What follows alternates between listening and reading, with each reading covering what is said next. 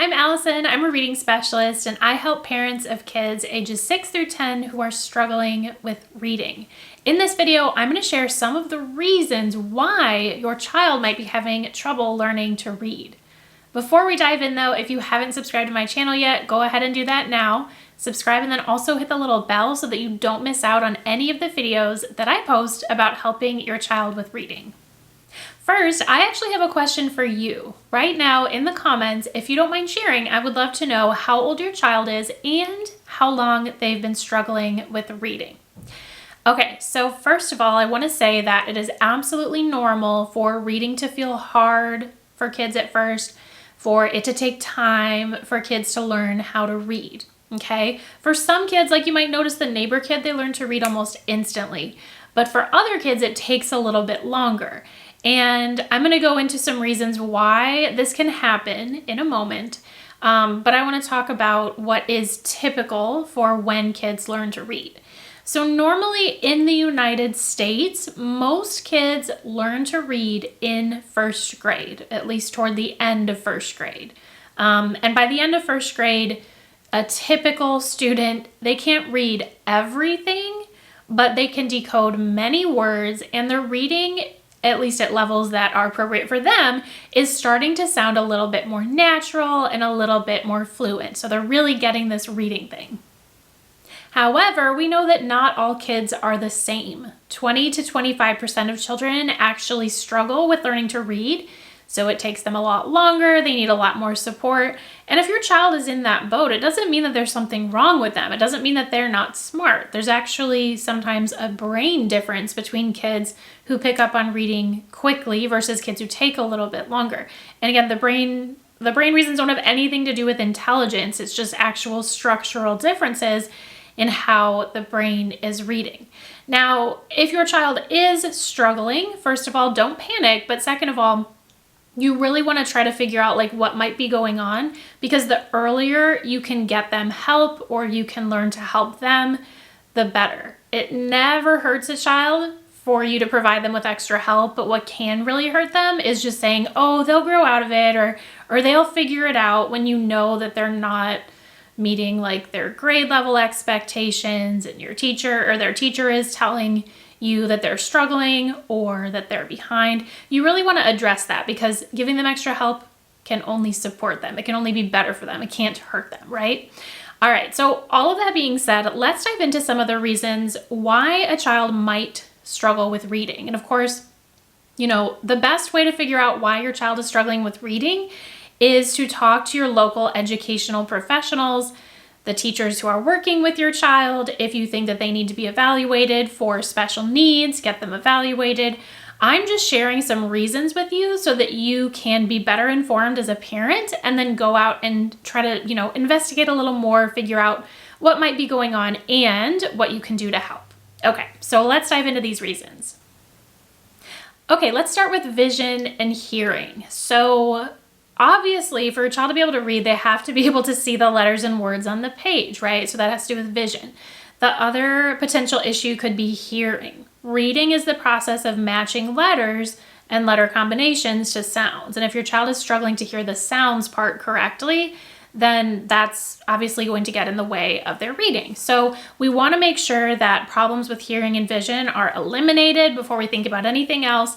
So check to see if your child has had a recent screening, maybe at school, at their doctor's office. And if they haven't, then you do want to seek that out for them.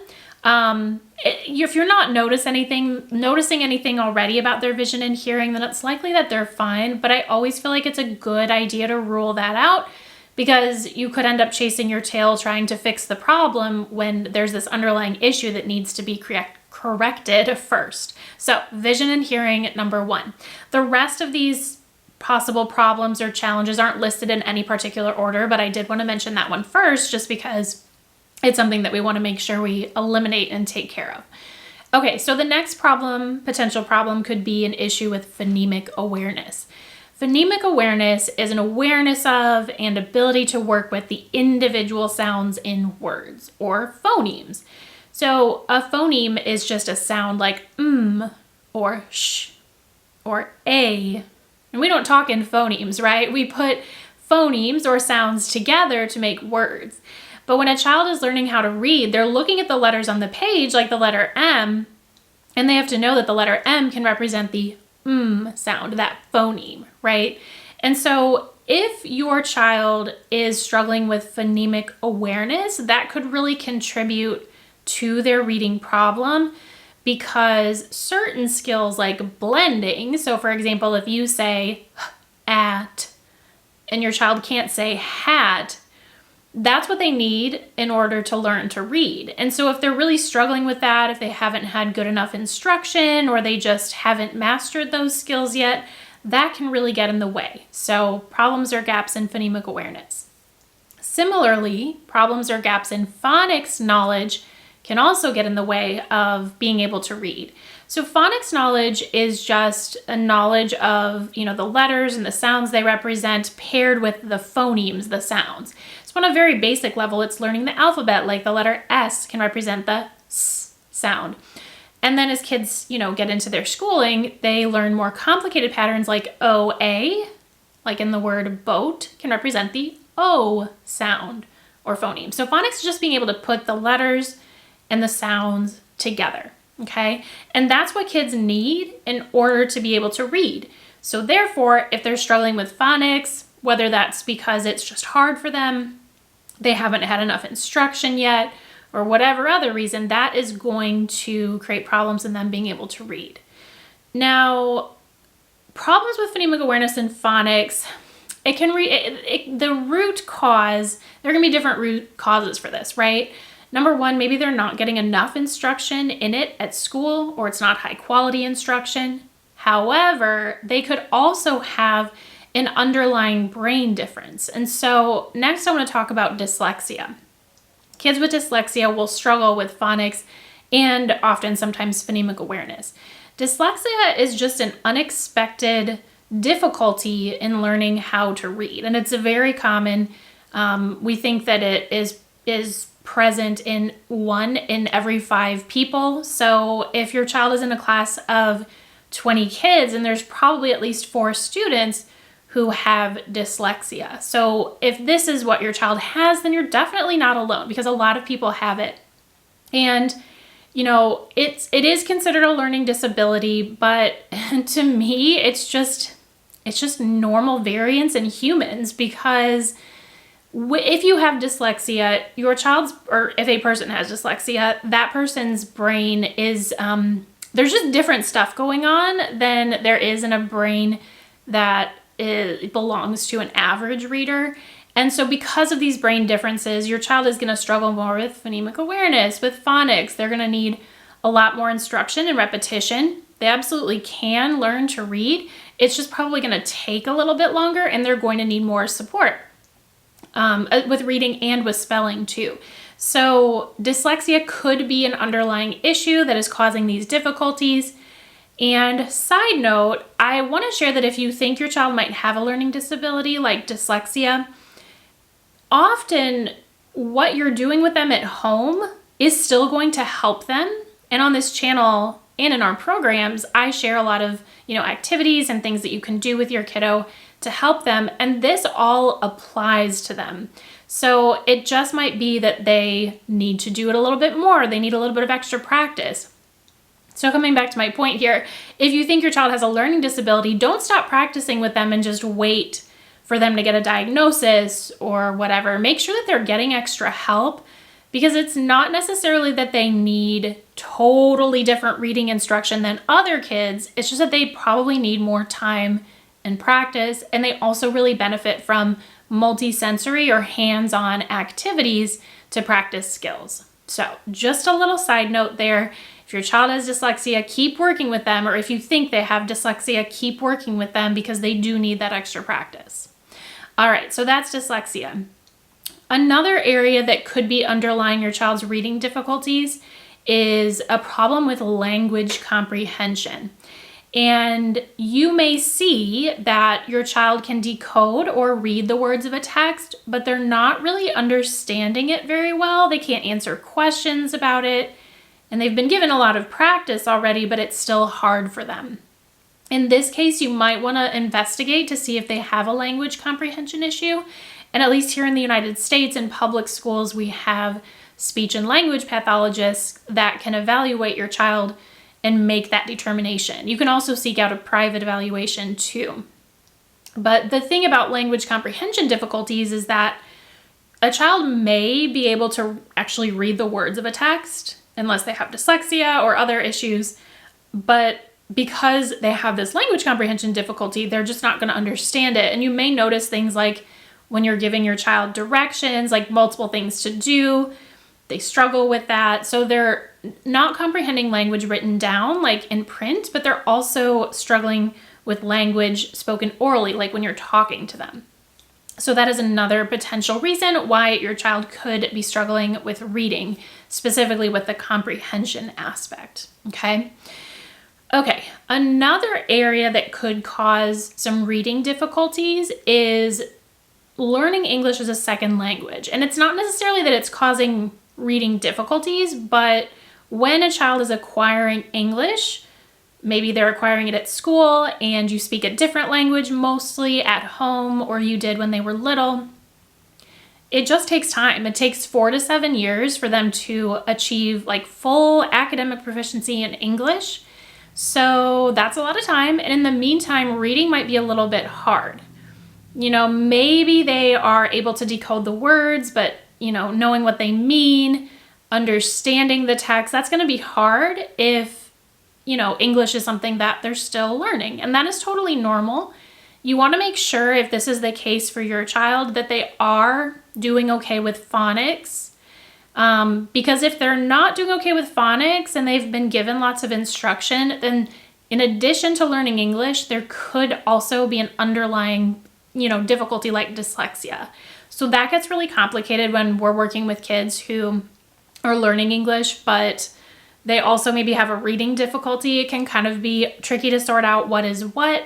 But I just want you to know, in case your child is learning English as a second or third or fourth language, that it is going to take some time for them to become proficient, but you should still see progress in their phonics learning as long as they're being given proper instruction at school. Okay, moving on to our next reason. Next up, we have severe attention or memory difficulties.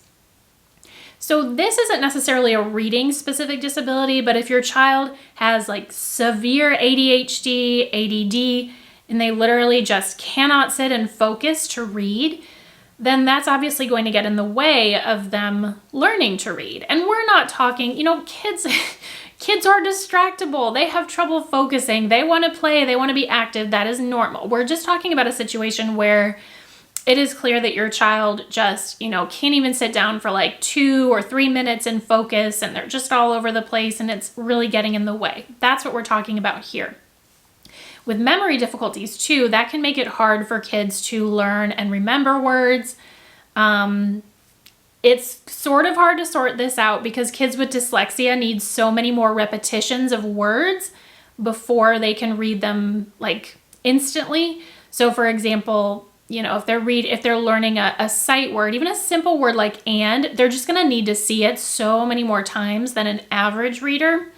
So that doesn't necessarily mean that they have a memory issue, but I just wanted to mention that memory issues could play a role here. So if you know maybe that that's an issue for your child that goes beyond reading, then that could be causing some reading difficulties too, because part of their memory works to decode and read words in the moment. Like if they're saying the sounds, they have to remember those sounds to be able to blend them. But it also works long-term too, where kids are learning words and you want them to eventually, with practice, read them instantly. And so if there's some long-term memory issues, then it can make it hard for them to retain those words and be able to read them instantly in the future.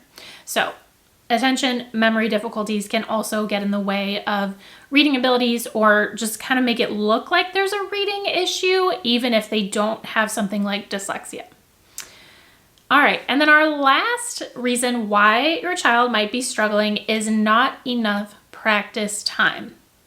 And this can, come from a number of places. Number one, you want to look at the reading instruction that your school is providing. If you need help understanding what to talk to your school about, feel free to reach out to me.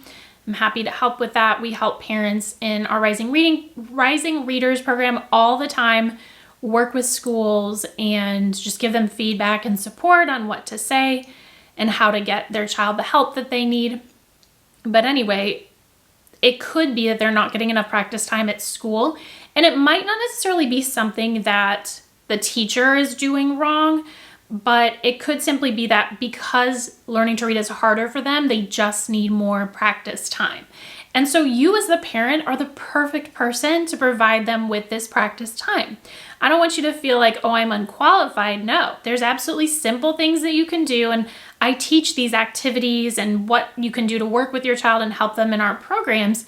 But you are the best person to give them that extra practice time because you live with the child, right? So you want to give them that practice time, but it can also be really challenging because if your child is struggling with reading, they may not want to read. And so they may resist practicing extra with you, even though you know that they need that extra practice so much.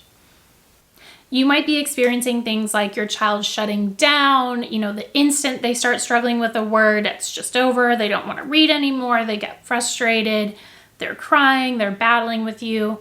I know this can be really tough, right? Because you want to give them practice. You know that they need more practice to get better, but if they're not willing to read with you, then that's really going to get in the way of their progress.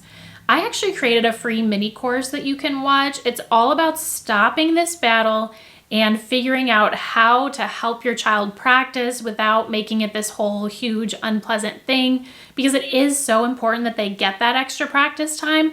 Whatever the reason for their reading difficulty is, they're going to need extra practice time to catch up. So it's so important that you're able to give that to them. So if you want to watch my free mini course, I'll include a link in the caption for this video. We just break down, okay, why does your child not want to read? What can we do to fix it? And it'll really help you motivate your child to read more, to want to read, which will ultimately lead to them getting better at reading.